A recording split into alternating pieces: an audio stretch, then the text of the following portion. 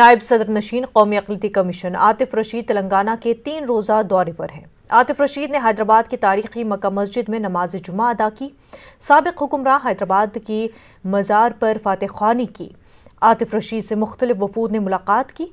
वो दाऊदी बोहरा और शिया इस्माइली आगा खान कम्यूनिटी नुमाइंदों से मुलाकात की। उन्होंने कहा कि वो अपने दौरे के मौके पर मरकजी और रियासती स्कीमात पर अमलावरी का जायजा लेंगे।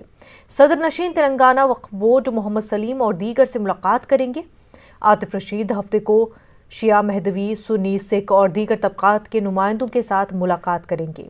31 जनवरी की सुबह 10 बजे राजभवन में गवर्नर तमिलिसाई सौंदरराजन से मुलाकात करेंगे।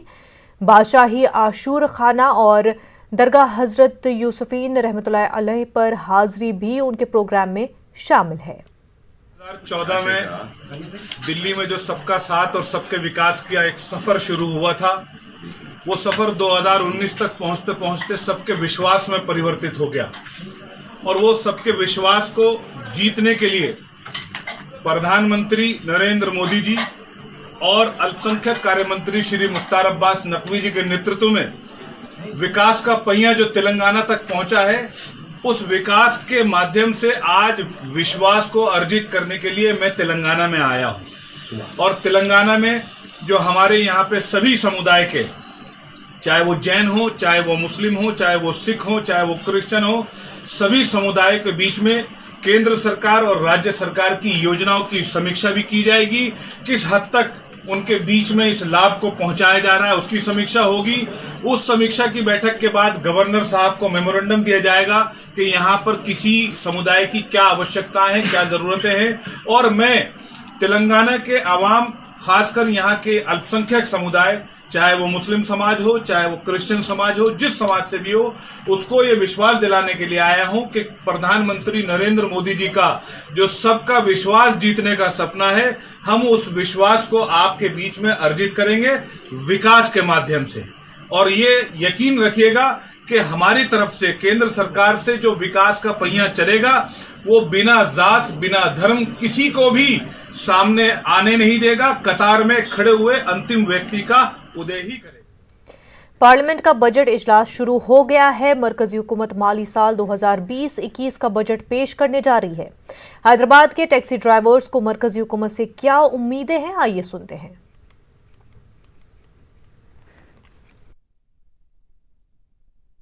सोशल सिक्योरिटी बिल के अंदर अभी भी फंड कितना आना है और वो फंड कैसा डिवाइड होना है, उसके ऊपर क्लैरिटी नहीं दी सेंट्रल गवर्नमेंट। अगर जो इस सोशल सिक्योरिटी बिल के अंदर अगर जो ड्राफ्ट लगा के हर स्टेट को कितना सोशल सिक्योरिटी बिल के अंदर दिया जाएगा, और ख़ुसूसन जो है टैक्सी सेक्टर के लिए, जो ट्रांसपोर्ट सेक्टर है, टोटली आज आप देख सकते हैं पूरा ट्रांसपोर्ट सेक्टर जो है लॉकडाउन में भी 6 मंथ्स अगर जो पैनिक सिचुएशन में भी हम लोग टैक्स बने थे, अभी तक सेंट्रल गवर्नमेंट इसके ऊपर टैक्स एग्जम्पशन नहीं करा। गवर्नमेंट जो लास्ट 6 मंथ्स थे, जो गाड़ी नहीं चल सकी रोड पे, उसके ऊपर भी बजट के अंदर बात की जाए, उसके अंदर का टैक्स जो है वो वेवर देना चाहिए। एक्सटेंशन दी गवर्नमेंट, मगर एक्सटेंशन से कुछ भी फ़ायदा होने वाला नहीं है। टैक्स जो है वेवर होना चाहिए। बात करी थी लोन जो लेके है, वो लोन के ऊपर जो इंटरेस्ट लगा जो लास्ट 6 मंथ्स के ऊपर, टोटली वो इंटरेस्ट भी वेवर होना है। ऐसे बहुत सारे एक्सपेक्टेशंस है, क्योंकि आप देख सकते हैं ओला, उबर जैसे कंपनीज़ है, वो कंपनीज़ को हम लोग जीएसटी बन रहे, वो जीएसटी का जो है रिटर्न्स अभी तक नहीं आए। वो रिटर्न्स किस तरीके से अगर जा सेंट्रल और स्टेट गवर्नमेंट्स क्लाइम करने का अपॉर्चुनिटी देती, ये बहुत सारे जो ऐसे मसले हैं, ये पार्लियामेंट में जब कुछ आवाज़ उठ के अगर जा ड्राइवर के भी कुछ बेनिफिट हो सके ओवरऑल सेक्टर के अंदर, सोशल सिक्योरिटी बिल के अंदर हो या चाहे टैक्स वेवर के अंदर हो, या गवर्नमेंट एग्जम्पशन जो देना चाह रही है, वो एग्जम्पशन के साथ साथ जो है ड्राइवर्स को क्या बेनिफिट कर सकती, ट्रांसपोर्ट सेक्टर के अंदर क्या बेनिफिट दे सकती। अब जो है सेंट्रल बजट, यूनियन का बजट दे रहे हैं सेंट्रल, वो ये बजट हमारे के 1 साल से तो ये लॉकडाउन मूवमेंट में से बहुत परेशानी में है। ये टैक्सी प्लेट गाड़ियाँ रह के गाड़ियाँ लगले के गवर्नमेंट जो बोलते हैं टैक्सी प्लेट चलाना, टैक्सी प्लेट चला रहे, तो हमारे का आज 1 साल से लॉकडाउन से हम गाड़ियाँ बंद कर ले रहे, अब टैक्सी को माफ़ी नहीं कर रहे। और जो है हम टैक्सी ड्राइवर आज जो कर रहे हैं, ड्राइवर आज जो सडनली कुछ हुआ तो हेल्थ इंश्योरेंस भी नहीं, गाड़ी पे ही होता बोल के नहीं, घर में गाड़ी चला के कमारा जाते, हमारा बहुत हेल्थ प्रॉब्लम्स होते। जब घर में जो हेल्थ प्रॉब्लम है तो हमारे हेल्थ कार्ड भी, हेल्थ के लिए भी ये बजट में रिलीज़ करे तो हमारा ड्राइवर यूनियंस पूरे भी बहुत जने भी अच्छा होते। దయచేసి అందరినీ రెండు చేతులు జోడించి వేడుకుంటా ఉన్నాం। తెలంగాణ ఆంధ్రప్రదేశ్లో ఇండియాలో ఆల్ ఓవర్ ఇండియాలో ఏ డ్రైవర్ని అడిగినా కూడా ఇదాగనకంగానే ఉంది పరిస్థితి। కాబట్టి ఈ పెట్రోల్ డీజిల్ రేట్లు కూడా ఇంకా జిఎస్టీలో తీసుకొస్తే చాలా సంతోషకరంగా మేము భావించేస్తాం।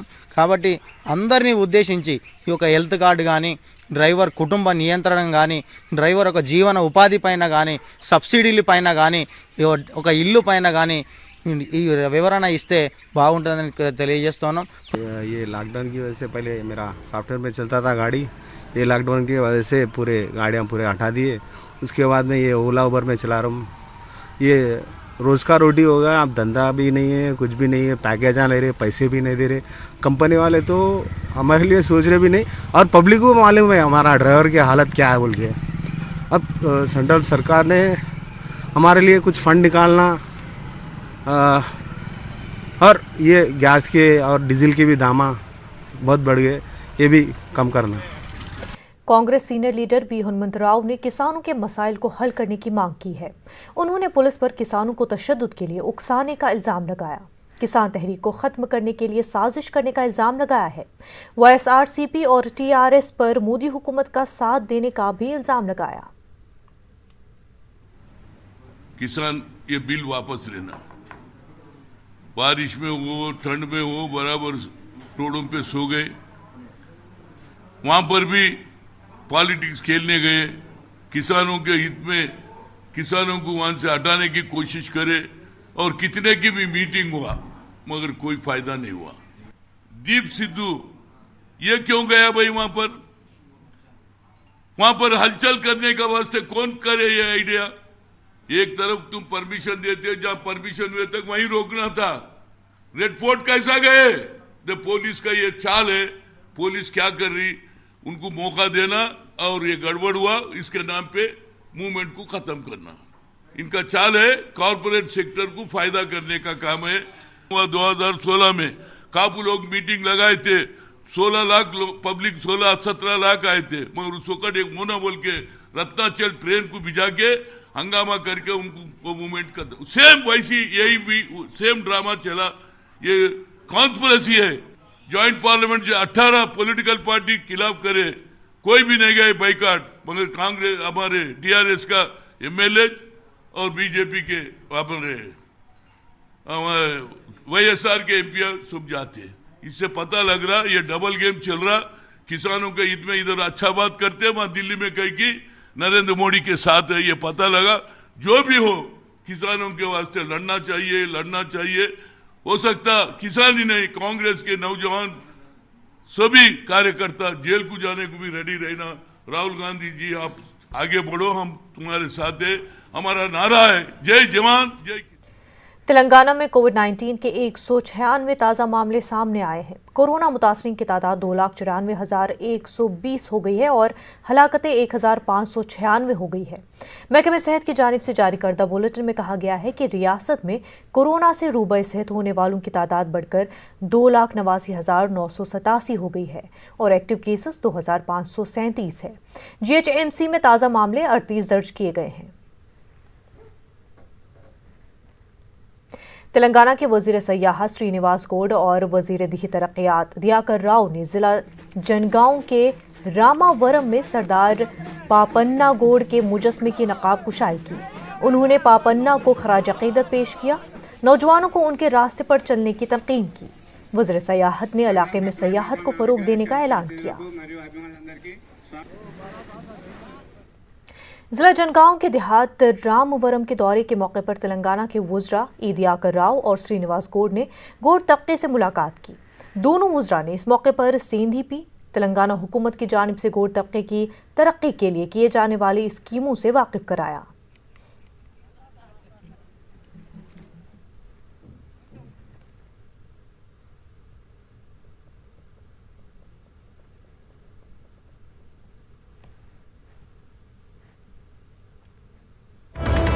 नाज़रीन, इस वक्त एक बड़ी खबर दिल्ली से सामने आ रही है। इस्राएली सफारतखाने के पास धमाके में किसी जानी नुकसान की खबर नहीं है। पुलिस को धमाके की फोन कॉल मौसूल हुई है। स्पेशल सेल की टीम मौके पर पहुंची। काफी अहम खबर आपको दिल्ली से बता रहे हैं। इसराइली सफारतखाने के पास धमाके की खबर सामने आई है। धमाके में किसी जानी नुकसान की खबर नहीं है। आपको बता दें, पुलिस को धमाके की फोन कॉल मौसूल हुई है। स्पेशल सेल की टीम मौके पर पहुंची है। मजीद कार्रवाई आगे की जा रही है। दिल्ली से ये अहम खबर। आगे बढ़ते हैं। तेलंगाना के जिला महबूबाबाद में एक खौफनाक सड़क हादसे में 6 अफराद की मौत हो गई। हादसा महबूबाबाद के गुडोर मंडल में पेश आया। बताया जा रहा है कि ऑटो में 8 अफराद महबूबाबाद से वरंगल शादी की खरीदारी के लिए जा रहे थे। इसी दौरान तेज रफ्तार लॉरी ने ऑटो को टक्कर दे दी। मौके पर 6 अफराद की मौत हो गई, 2 जख्मी हो गए। जख्मियों को अस्पताल मुंतकिल कर दिया गया है। महलूकीन का ताल्लुक एक ही खानदान से है। मरने वालों में दुल्हन समेत 2 खवातीन और 3 मर्द शामिल है। शादी का घर मातम में तब्दील हो गया। तेज रफ्तार लॉरी ने ऑटो को कुचल देने से ऑटो में सवार अफराद फंस गए। उन्हें गैस कटर की मदद से बाहर निकाला गया। इत्तला मिलते ही पुलिस मौके पर पहुंच गई और ज़ाब्ते की कार्रवाई की। तेलंगाना के वज़ीर आला KCR ने हादसे पर अफसोस का इजहार किया और हुकाम से तफसीलात हासिल की। तेलंगाना के वजीर ई दियाकर राव ने भी दुख का इजहार किया। हैदराबाद पुलिस ने मलकपेट मूसाराम बाग से लड़की के अगवा के मामले को 24 घंटों के अंदर हल कर लिया है। पुलिस ने मुलजिम को गिरफ्तार करके लड़की को वालिदैन के हवाले कर दिया। हैदराबाद पुलिस कमिश्नर ने इस मामले में मीडिया को तफसील बताई। Hyderabad city police Malakpet police station limit में एक किडनैपिंग हुआ था 27 जनवरी को रात में, और with in 24 hours east zone police हमारे जॉइंट CP रमेश रेड्डी के लीडरशिप में ये केस को डिटेक्ट किए और बेबी को बिल्कुल सलामत हालत में रिकवर भी किए। अक्यूज भी अरेस्ट हुए। जैसा कि आप जानते हैं, ये अर्ली मॉर्निंग जब पुलिस स्टेशन में कंप्लेन करने अजय जो 27 ईयर्स के हैं और रैग पिकर्स का काम करते हैं, मूसाराम बाग फुटपाथ पे रात में ये इंसिडेंट हुआ जब ये लोग सो रहे थे। और सुबह लगभग 1:30 मिडनाइट में जब इन्होंने नोटिस किया कि इनके छोटी बच्ची जो लगभग 2 साल 6 महीने की है मिसिंग है, तो आकर ये लोग पुलिस स्टेशन में कंप्लेन किए। के श्रवण कुमार जो इस केस का अक्यूज्ड है, ऑटो ड्राइवर का काम करता है और रहने वाला गोलनाका अंबरपेट हैदराबाद का है। ओरिजिनली ये पालेम विलेज बिजनेपल्ली मंडल महबूब नगर का है। इसको इन्होंने अरेस्ट किया और इसके पास से ये किडनैप्ड बेबी को बरामद भी किए। ये श्रवण कुमार जो अक्यूज्ड है, ये अल्कोहल का एडिक्ट है और इसके पहले प्रॉपर्टी ऑफेंसेस में भी बहुत पार्टिसिपेट किया, बाइक थेफ्ट और इस तरह के दूसरे काम में। इसमें हैदराबाद कमिश्नरेट में मलकपेट और काचीगुड़ा में 4 केसेस हैं। राजकोंडा कमिश्नरेट में सरूर नगर में 3 और LB नगर में 2 केसेस हैं। और ये लेकिन पहली बार इस तरह का किडनैपिंग का केस किया। इसका मोटिव ये था कि जो कुछ चाइल्डलेस कपल हैं उनको जाकर ये बच्चे को बेचेगा और जिससे उसको कुछ पैसा मिलेगा। तो इस सिलसिले में जो हमारे पुलिस ऑफिसर्स जो इन्वेस्टिगेशन किए, उसमें जो एक बाइक ये चोरी किया था, इस बाइक का भी रिकवरी हुआ है। एक और बड़ी खबर इस वक्त की। बीजेपी ML को 1 साल की सजा, राजा सिंह को मकामी अदालत ने सजा सुनाई है। काफी अहम खबर इस वक्त आपको बता रहे हैं। बीफ पाबंदी मामले पर 1 साल की सजा सुनाई गई है। 2015 का ये मामला है। सजा सुनाने के बाद जमानत पर रिहा भी हो गए हैं। अहम खबर इस वक्त आपको बता रहे हैं। बीजेपी MLA को 1 साल की सजा हुई है। राजा सिंह को मकामी अदालत ने सजा सुनाई है। हालांकि सजा के बाद रिहाई भी हुई है। बीफ पाबंदी मामले पर 1 साल की सजा हुई है। 2015 का ये पूरा मामला है। वक्त हो गया एक छोटे से ब्रेक का।